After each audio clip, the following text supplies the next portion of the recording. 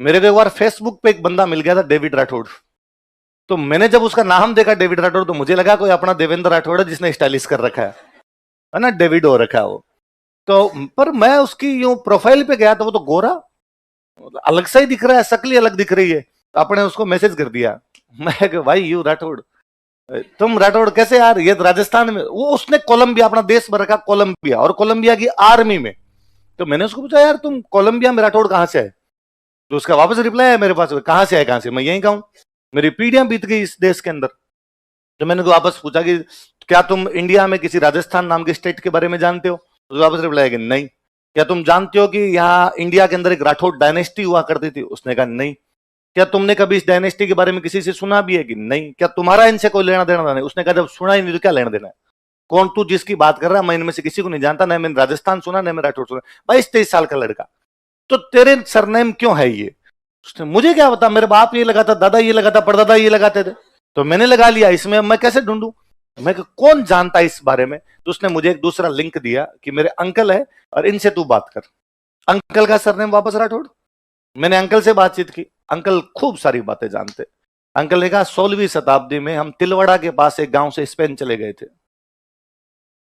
16वीं शताब्दी में तिलवाड़ा के पास के किसी एक गांव से हम स्पेन चले गए थे गन्ने की खेती के लिए। उधर स्पेन से हमारा एक परिवार माइग्रेट हुआ, इटली आया। इटली से हमारा एक और परिवार माइग्रेट हुआ, कोलंबिया आया। और कोलंबिया को आजादी दिलाने में मेरे फोर फादर का सबसे बड़ा योगदान था। हम कोलंबिया में लड़े और कोलंबिया को आजादी दिलाई। अब हमारा एक परिवार कोलंबिया रहता है, एक परिवार हमारा इटली रहता है। मैं अब लॉस एंजल्स के अंदर यहाँ थिएटर करता हूँ, मैं एलए रहता हूँ, यहाँ पे थिएटर करता हूँ। अंकल की उम्र 60 साल के आसपास। मैं अंकल से पूछा, अंकल ये बातें जो बता रहे, और अंकल ने इवन ये तक कि जहां से हम माइग्रेट होके आए थे, हम मल्लीनाथ जी के वंशज हैं।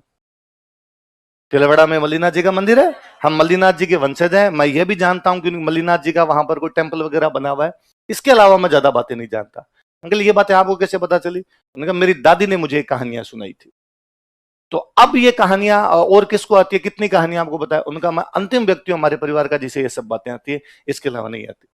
मेरे उनसे और कई बार कई चर्चाएं भी, उन्होंने मुझे कई और बातें बताई कि मैं आना भी चाहता हूं वहां पर इधर मेरे काम काज चलता रहता, नहीं आ सकता। फिर उसने, मैंने अब वो जब उसकी प्रोफाइल पे जाता तो मुझे उसके फ्रेंड्स दिखते। फिर वो फ्रेंड्स तो सारे, तो जेनिफर राठौड़न, कैथरीन राठौड़न, सारे प्रैक्टिसियन क्रिश्चियन है सारे के सारे। उसके बावजूद सरनेम चेंज नहीं हुआ है। ठीक है, उस व्यक्ति तक ये बातें पता है, आगे वाली पीढ़ियां भूल जाएगी, पर वो व्यक्ति जानता है ना कि आज के 500 साल पहले हम कहीं से माइग्रेट हो गए थे। भींतड़ा डज जैसी, गीतड़ा रज जैसी। भींतड़ा मतलब दीवारें, दीवारें गिर जाएगी, जो गीत गाए जाएंगे वो कभी भी समाप्त। इसलिए तुम गीत पता लगाना, आवरी माता बहुत कुछ बताती है ना। मेरी वाइफ जो है वो हिस्ट्री स्कॉलर है, तो उनका आवरी माता बहुत अच्छा रिसर्च है। तो उन्होंने मुझे काफी दिन पहले आवरी माता के बारे में खूब सारी बातें बताई थी। और तब उन्होंने कहा था कि आवरी माता में जैसा आप पढ़ाते हो वैसा कुछ ही नहीं है, आवरी माता बहुत कुछ अलग है, आपको कुछ ही नहीं आता है।